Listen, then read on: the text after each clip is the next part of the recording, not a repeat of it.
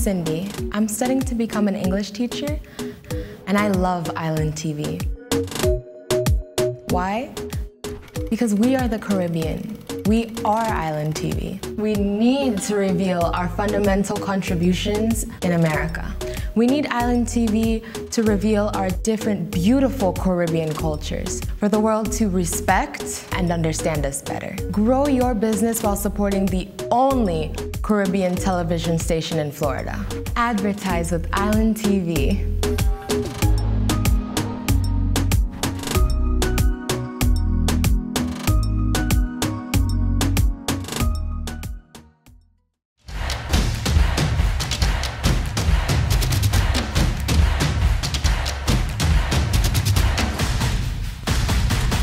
Mesdames et messieurs, bonsoir, bienvenue à WhatsApp Caribéenne. Nous saluons tous ceux qui nous regardent non seulement en Floride, mais également en Haïti, à Port-au-Prince, au Cap-Haïtien, et puis les Haïtiens de Bahamas, Turks and Caicos, même la Jamaïque, un peu partout dans la Caraïbe. C'est un plaisir de vous retrouver pour votre émission hebdomadaire. Alors aujourd'hui, nous n'aurons pas d'invités.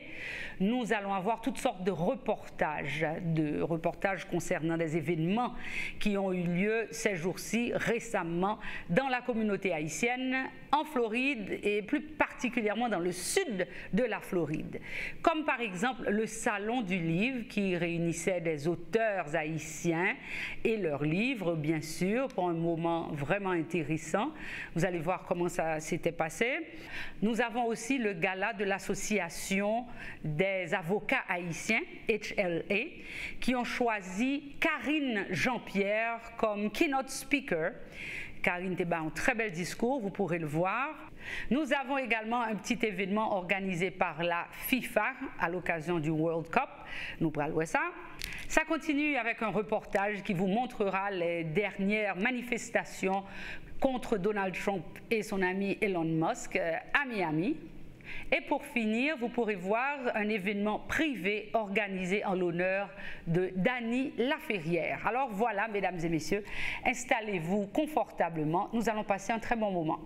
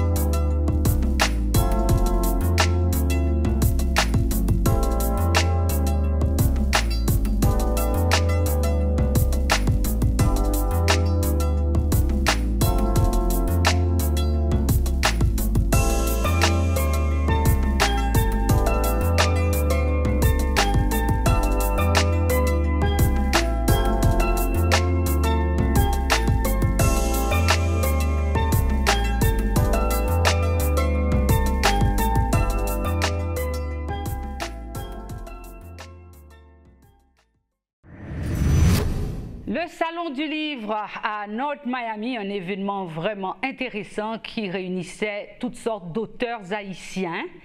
Et nous parlons que parmi les auteurs, il y a un pile là-dedans qui était passé dans Island TV, que nous interviewé plusieurs fois. Mais il y a un superstar parmi les auteurs, c'est Dany Laferrière de l'Académie française. Il était venu présenter le livre Paltou. Humblement, plusieurs de ses livres, nous te joignent plusieurs autres monde que nous connaissons, si nous sommes des fanatiques de Island TV. Et puis voilà, on va quitter nous, nous retournons tout de suite.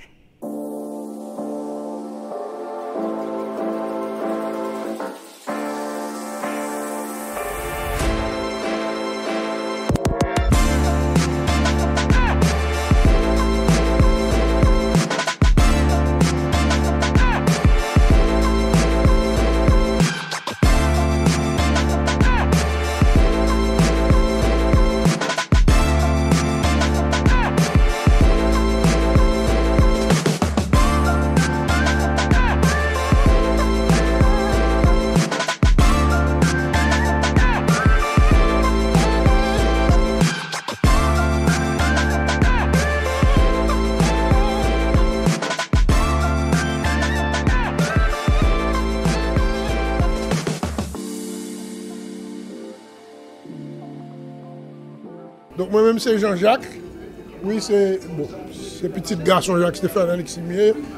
Bon, je participe dans le salon du livre là pour la première fois parce que bon, depuis plus de 43 ans, nous ici, nous vraiment c'est plus comme artistes peintres que nous fonctionnons, nous avons une fondation, nous travaillons avec jeunes, nous faisons un peu d'autres programmes. Mais nous avons toujours écrit. Mais à cause de la situation politique en Haïti, l'époque où j'ai commencé à écrire, maman me demandait pour me écrire. Parce que nous avons un direct en délivrer.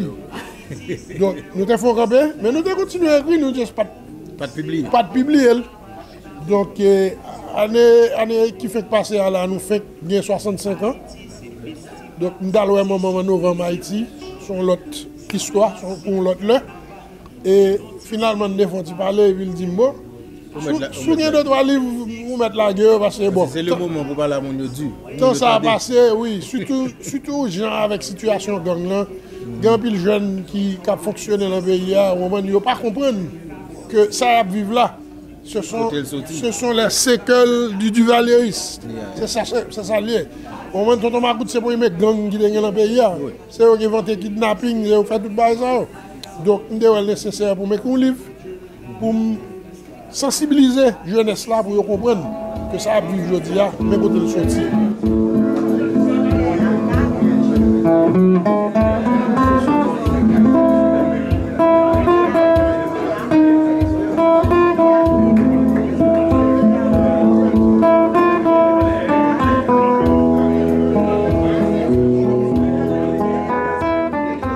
Avec l'autre auteur dans le salon du livre qu'a fait dans notre Miami Library, qui c'est Lionel Guedes, on est qui gagne tout un paquet d'histoires sur lui et qui écrit un pile livre. Lionel, comment est? Ah, m'a dégagé là, nous là.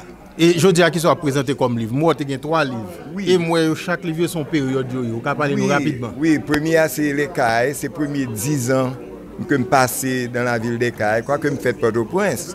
Mais c'est là, moi, levé, depuis la petite enfance. Moi. Et puis, on y allait, sous le régime du tonton Macoute du Valier. La famille est entrée dans un pile problème, nous courir à cacher Port-au-Prince. C'est là, deuxième livre, là, vient sur Port-au-Prince, Haïti. Premier, c'est sous les Cailles, Haïti. Et puis, il y a deuxième dans sur Port-au-Prince, mais même à Port-au-Prince, Bayou Maré. Les Bayou Maré, nous jetons à l'étranger, nous jambons de l'eau, tant que toute famille fait. Et deuxième livre, là, quitté Port-au-Prince, il y a Miami, dans l'année 1975, comme ça. C'est le ça qu'on a parlé du troisième livre là, Miami, Florida et mémoire. Sur tout ça, il y a un paquet d'histoires de ça, les gens, on a gourmé, vicissitudes, tout ça pour suivre. Là, ne faites pas de pile haïtien Miami. Ok. Oui, la période n'a pas dans tête. Oui. Moitié, c'est 70. On connaît le pas de pile haïtien, c'est vous-même qui pouvez faire terrain pour l'autre monde qui venir après. Et vous pouvez bâtir pour l'autre monde qui venir. Vous avez une équipe temps perdu, parce que pas de cadre idéal là pour dire, monsieur fait baccalauréat, il pas nécessaire. Peut-être ou même encore pour fonctionner là-dedans. Oui, c'est très compliqué. Oui. Mais c'est très intéressant, c'est un pile monde qui... Donc si je bien comprendre là, c'est tout en épopée. Si je regarde 3 livres, on partit en Haïti, on partit Port-au-Prince et puis on partit Miami. Mais un lecteur qui finit lire 3 livres ça. Qui sont pensés à venir là-dedans comme message? Il y a bien un pile message que comme dit quelque agent Bayou Maré, pas décourager. Bon gens pour défendre. C'est grand gens comme dit Kembela à l'école. Rester droite, pas faire bail cochu. Je gagne une pile génération qui soit rentré dans l'autre bagaille, drogue, ils fait vieux bail, dans prison, ils gagne mourir, gagne pas même là. Alors que même tu cherches un gens comme dit, j'ai été levé en Haïti à me suivre. À l'école, toujours à l'école, toujours là comme dit sur l'éducation, toujours parce que l'éducation c'est le d'abord, puis c'est une bagarre encore. Oui.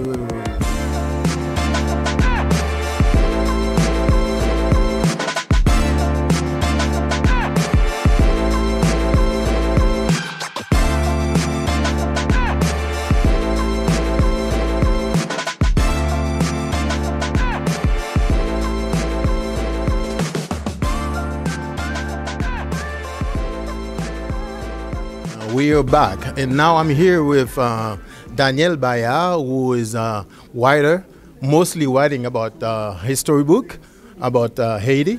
So what are you presenting today? So basically, these are historical fiction books. And let me say this right now. They're not textbooks. So it's not a book that you're going to find in school. Okay. They are historical fiction, but they are exactly the history of Haiti, but interjected in a humanistic way. So when I speak about the characters, it's their conversations, their personalities, their love stories, their family. So it's a very interesting book that you're being fantasized by a wonderful story, but in the context of actual history. So if you want to find out more, if you want to know more about our story in a good way, Daniel has these 4 books. And you can find them on Amazon, and can you tell? Don't go to Amazon, go to triumphtotragedy.com. Just the way it's spelled, triumphtotragedy.com. It's better for the author, and it's better because you'll be enrolled in my newsletter where you'll get videos. Whereas if you buy from Amazon, I don't know you, so I can't send you these great videos, more history, etc., and people love them. So triumphtotragedy.com, hope you get one. Et nous avons avec nous le plaisir pour nous parler avec Kate Dimas, un écrivain qui est exposé ici. Un bel événement pour un samedi dans la ville de Miami, Kate. Oui, c'est un bel événement. Bon, moi-même, quand on poisson dans l'eau, parce que c'est de base ça que je vis. Rencontrer monde, rencontrer collègues écrivains, rencontrer lecteurs, parler de littérature, parler pays. Donc, c'est un moment vraiment de retrouvailles, de fraternité, de communion. Donc, je me sens vraiment content. Est-ce que ça veut dire que la littérature haïtienne de la diaspora se porte bien, Kate Dimas?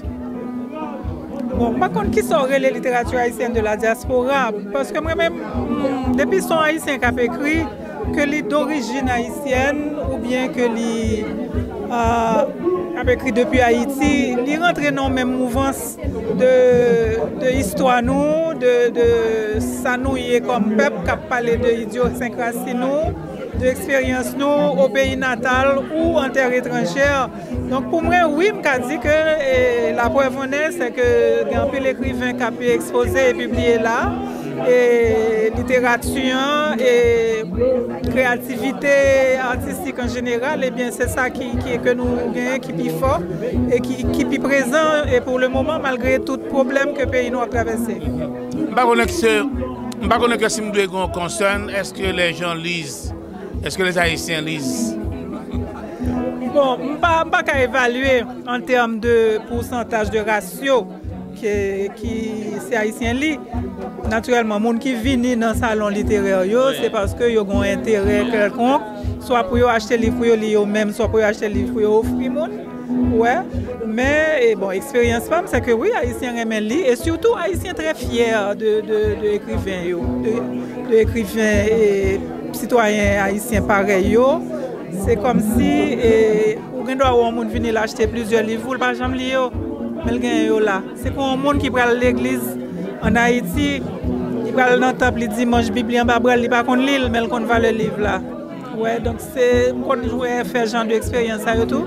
On a acheté le livre, on prend le mieux, nos amis qui écrivent sur Messenger Facebook. L'année passée, pour le dire que tu as acheté un livre dans mes mains, que le lit après 12 ans. Et que il va regretter de tout le temps ça.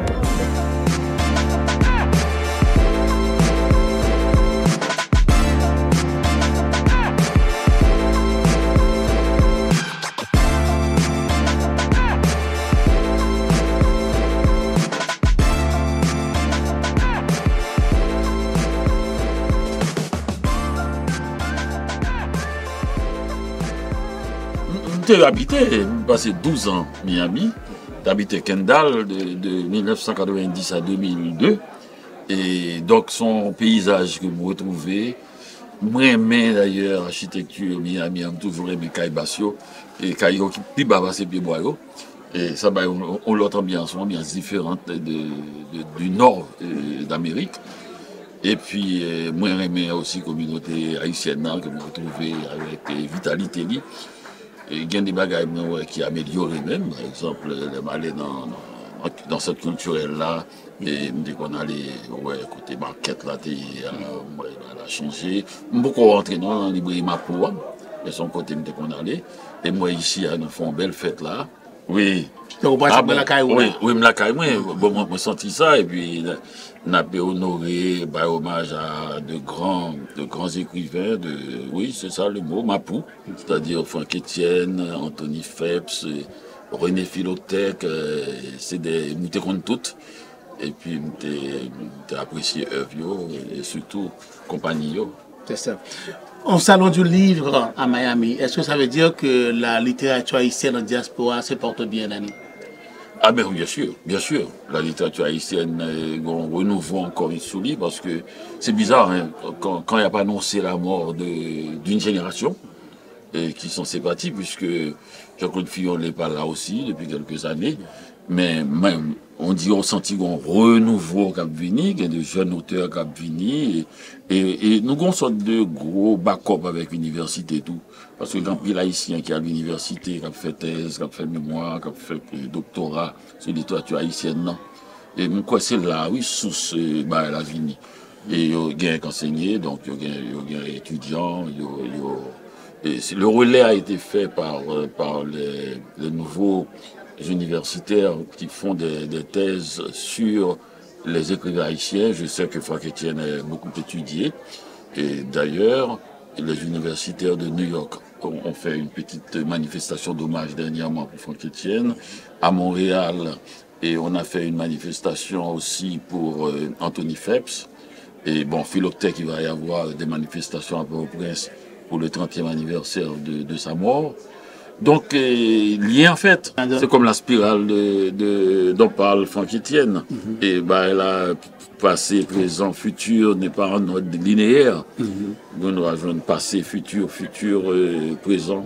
Moi, je connais que généralement, on ne peut pas commenter l'actualité politique. Non, pas commenter. Non, pas commenter. D'accord avec vous. Ou était surtout sous affaires et histoire avec culture. Mais comment artistes capable d'aider à changer l'image d'Haïti? L'image d'Haïti, mais bien sûr que attitude n'a pas besoin qu'on comment faire, c'est ça seulement à faire. C'est voyager partout. Moi-même, j'ai écrit 16 livres sur Haïti et toute l'œuvre m'a imprégné d'Haïti. Et puis, vous savez, on n'a pas besoin de dire non, que moi, non, de pouvoir travailler bien aussi en haïtien, de refléter sur ce pays et puis ça dynamise les jeunes. Il y a une senti que il n'y a pas une sorte de pays qui est en pleine chute et que il y a une sorte de humus, un terrain qui permet que le pays a toujours qu'un vivant.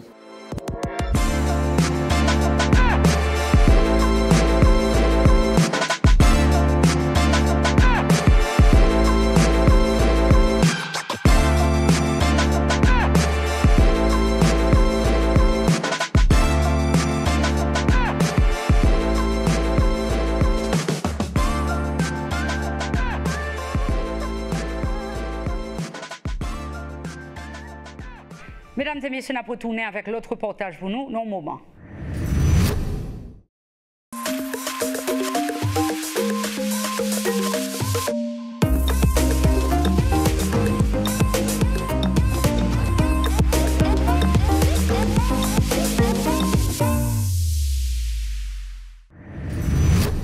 Rappelez-nous que nous avons regardé plusieurs reportages qui fait dans la communauté haïtienne récemment. Une là-dedans, c'est Gala HLA, Haitian Lawyers Association.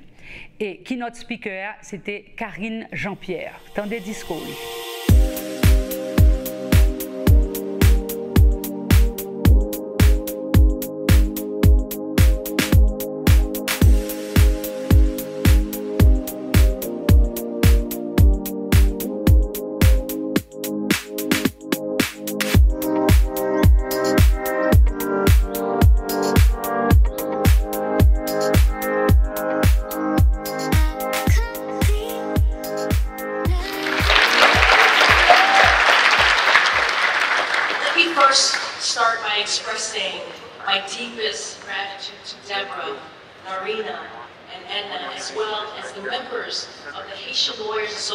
The board directors, and everyone who worked tirelessly to organize this inspiring event, incredible event. Your dedication, go ahead. dedication to uplifting and empowering the Haitian American legal community is not only commendable, but it is essential. To the scholarship recipients, tonight we celebrate you, your hard work, determination, and unwavering commitment to excellence are a source of pride for our entire community. You are our spiritual leaders, advocates, and voices of justice. And to the generous donors and sponsors who have made these scholarships possible, thank you. Your generous contributions are an investment in the promise of brighter tomorrows. As I stand here tonight, I am reminded of the remarkable resilience that defines the Haitian spirit. A spirit that is bold, unyielding, and full of hope. It is the spirit of our ancestors who fought for Haiti's independence and forever changed the course of history. Man, that makes me cry.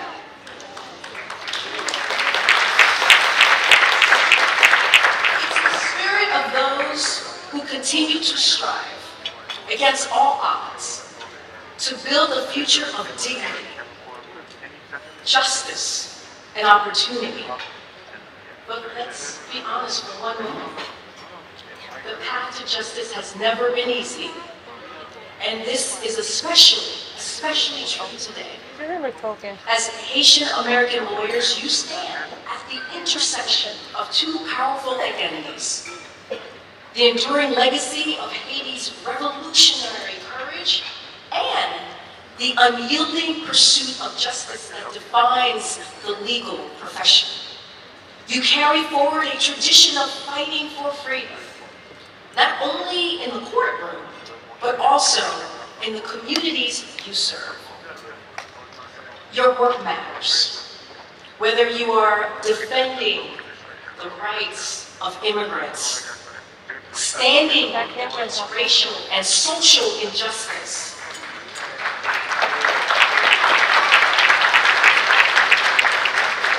providing these extremely important scholarships to deserving students. You are shaping a more just and equitable society.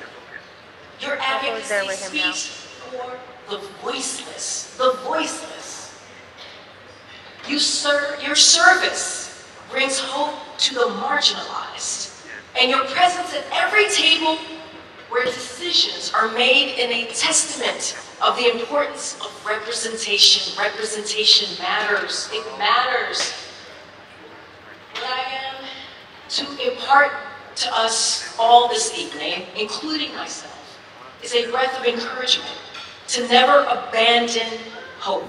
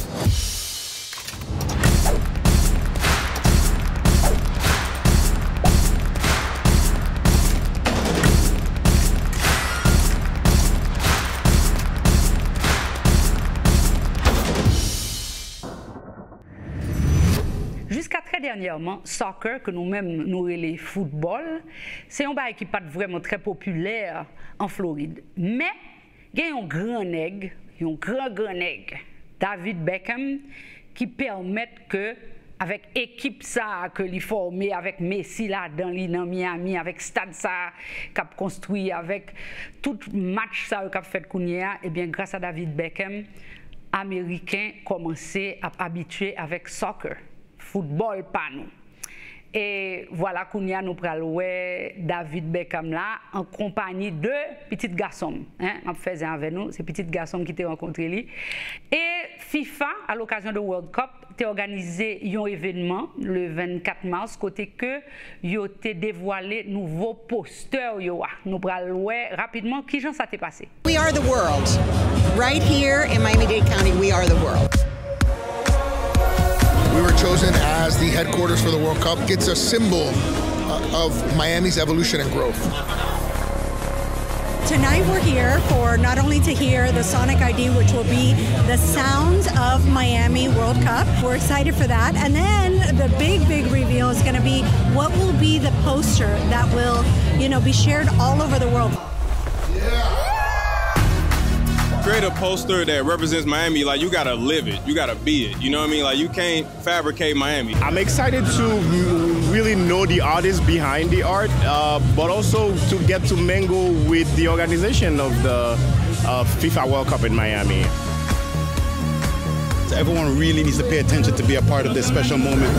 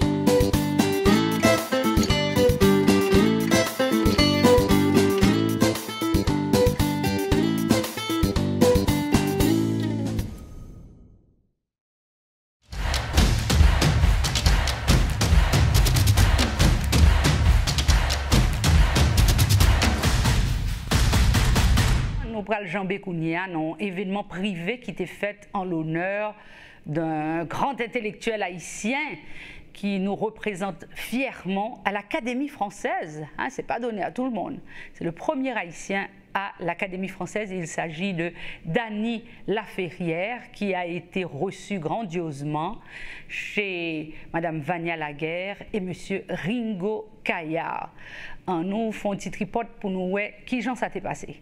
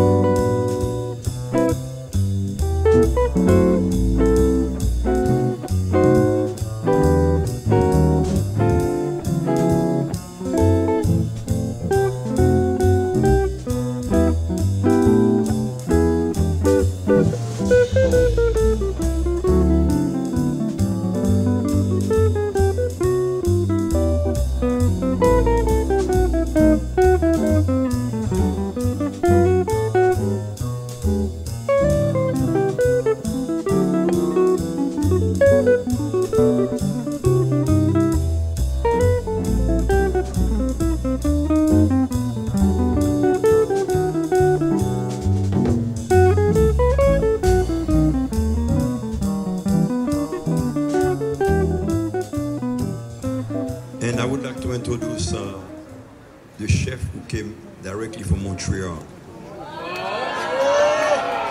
just for the event. Chef Paul last year won the best chef, not just in Quebec, in Canada. He has many restaurants in Montreal, and I'm going to introduce you to him. Very young, but one of the top chefs and aspiring chefs in the world, Chef Paul. You know, like, Ringo always make it better, you know? No, it's a pleasure to be here tonight, and when Ringo called me for that opportunity, I say yes, because it's a family, and I have the chance to cook for Danny. Danny was the one who crowned me a chef the first time in Montreal. He used to come.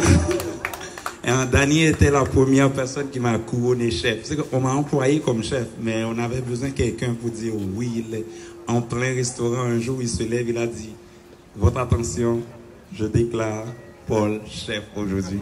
Parce qu'il avait fait au moins 3-4 expériences au restaurant. Il avait dit, il y a certaines expériences, c'était bien. Il y en a d'autres qui étaient pas mal. Mais maintenant, je réalise, il a le niveau, je l'accepte. Et c'est un plaisir ce soir de cuisiner pour lui et de faire plaisir à tout le monde ici. Merci.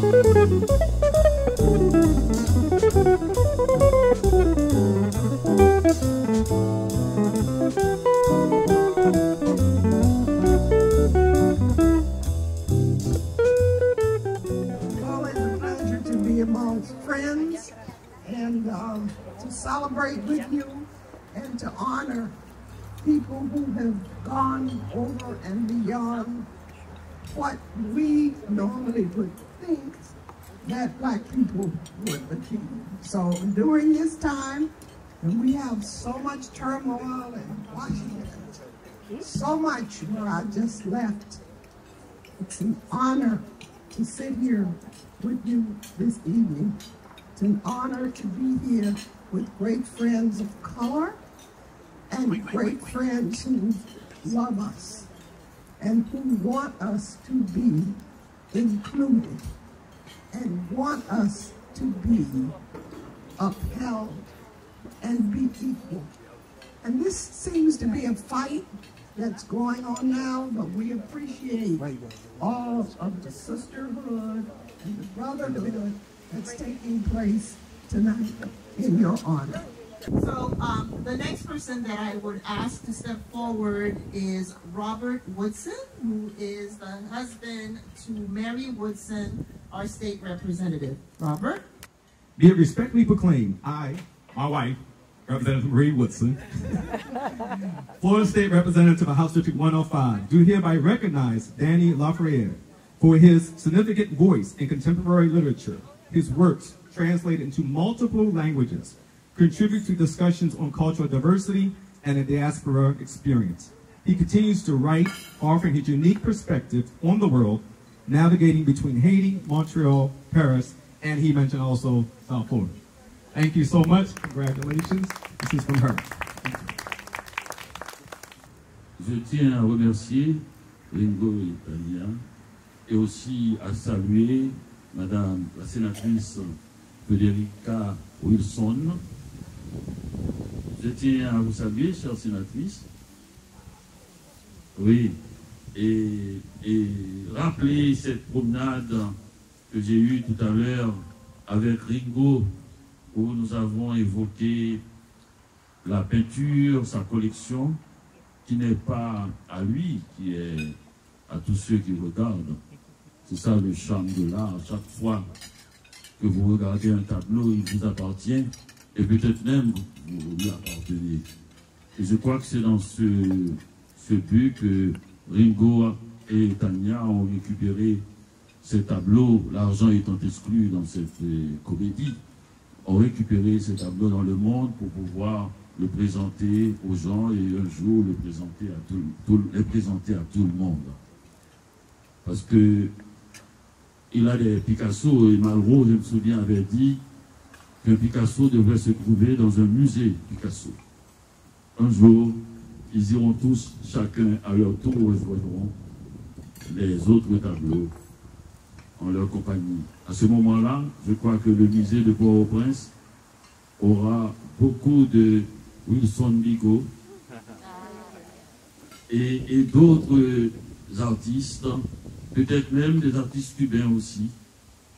Ce serait extraordinaire s'il y avait un musée à Port-au-Prince et qui pourrait posséder cette galerie de tableaux d'artistes si différents et placés sans,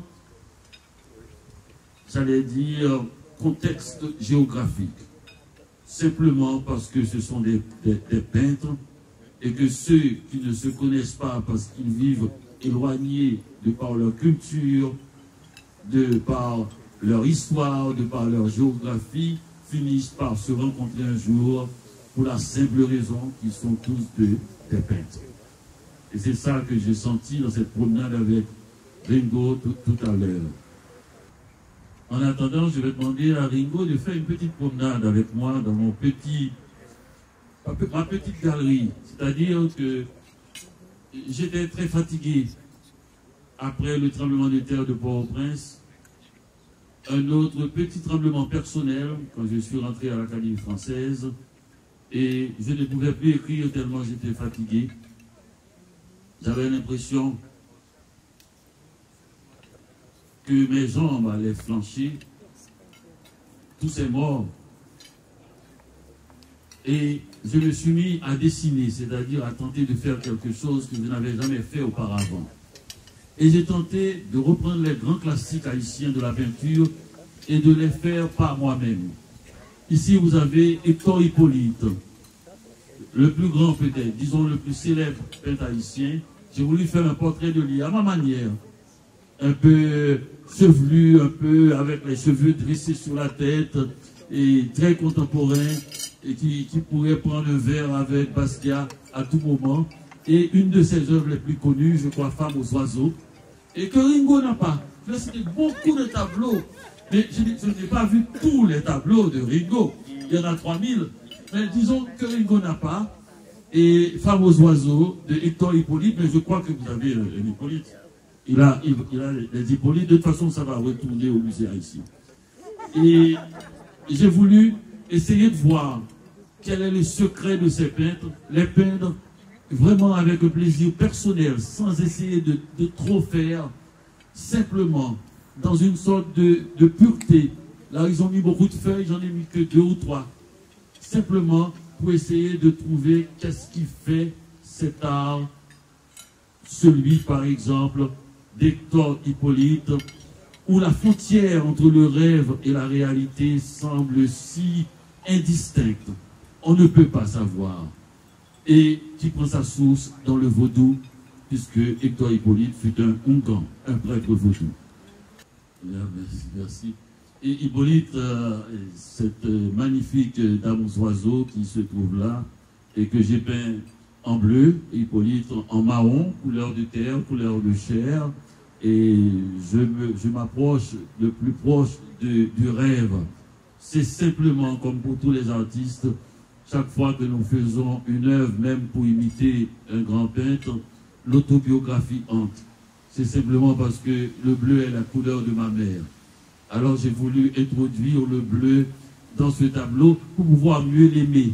Je crois que pour écrire comme pour peindre, il faut mettre des choses qu'on aime, qui nous donnent envie de voir ce que nous avons fait, et quelle que soit la raison pour laquelle, que ce soit une imitation. Ce n'est pas une imitation, j'ai appelé ça une citation. Alors si j'ai fait ces tableaux qui se retrouvent dans un livre, c'est parce que je ne pouvais pas avoir les droits, parfois, de mettre les tableaux, et je ne pouvais pas avoir les droits souvent pour les photographies des tableaux. Même si le tableau est dans le domaine public, mais il y a quelqu'un qui a fait la photo. Des fois, on ne peut pas trouver la personne pour lui payer ses droits. Alors, personne ne vous empêche de le refaire. Et j'ai refait les tableaux et j'ai marqué citation. Donc c'est une citation comme quand on dit, Homère disait, Alors j'ai dit Hector Hippolyte Peigné.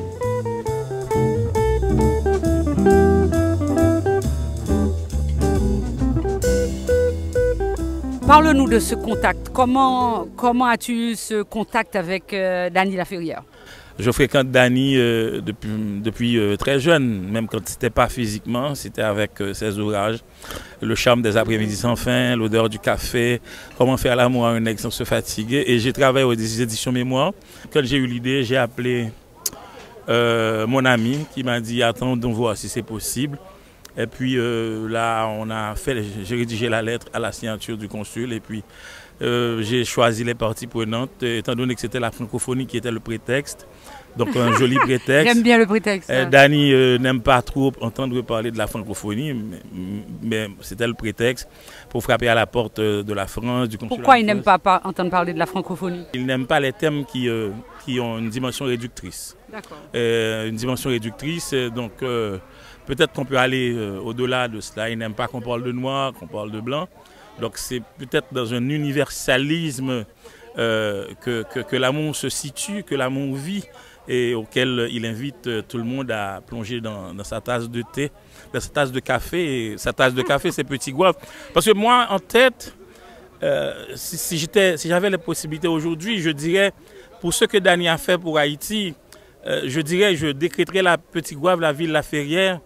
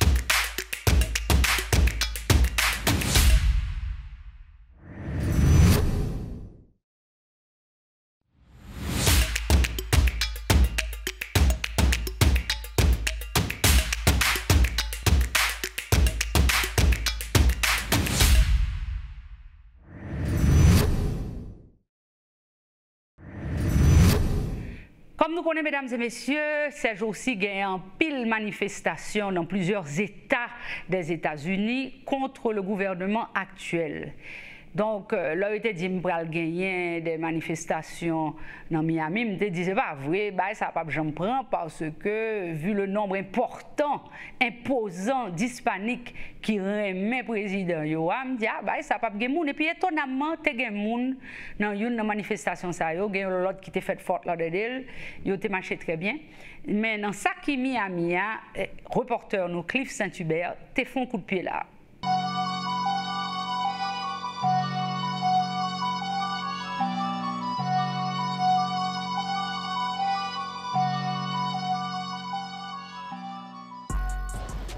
How's it going, everybody? It's me, Cliff St. Hubert, here in downtown Biscayne Boulevard here in Miami.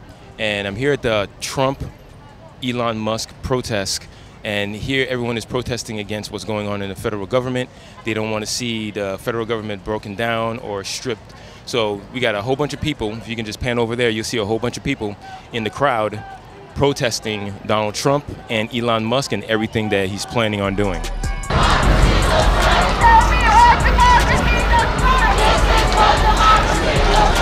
Well, I'm happy to see people standing up.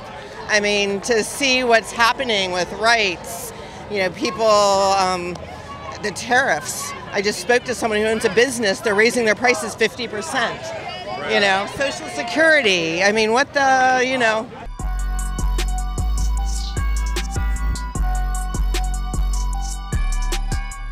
I'm a lifelong American and almost lifelong Miamian, and I am terrified and enraged by what Trump and his oligarch crew of fascists are trying to do to our country, and that's why I'm here. And what do you think the outcome is going to be once these protests are over? Because from what we understand, there's about 600 of these protests going on throughout the entire United States, and there's never been anything quite like this before. What do you think is going to come from it at the end of the day? I think it'll give people heart. I think it'll give people courage. I think it'll show people that they're not alone. I think it'll give people inspiration. There is a theory that if 3.5% of a population stands up and actively, peacefully protests, they always overcome. We have to reach that point. I think it'll open the doors for people to do what they can, wherever they can, however they can, every time they can, to fight back to what is essentially a coup. And the imposition, this is not hyperbole, this is not exaggeration. They are trying to destroy our constitutional system, they are taking away our rights, and they're going to take away our welfare. If you could send Elon Musk a text message or an email, what would be in that email? Empathy is not a weakness. Empathy is what makes us human. Amen to that. I agree with her 100%. What was the one thing that pushed you to the edge to say, okay, I can't sit at home no more. This guy has gone beyond the rails. I've got to come out and protest. The fact that he honestly abandoned our allies, the tariff, and the fact that I can see that this goes in the wrong direction. This is becoming an autocratic regime that you cannot criticize, and even this, I can see that this, the freedom of expression will be curtailed in the future. And I don't want this to happen, because it happened in Cuba many years ago. So this is the second time that I'm in this situation. I want at least to lend my help so this doesn't happen again.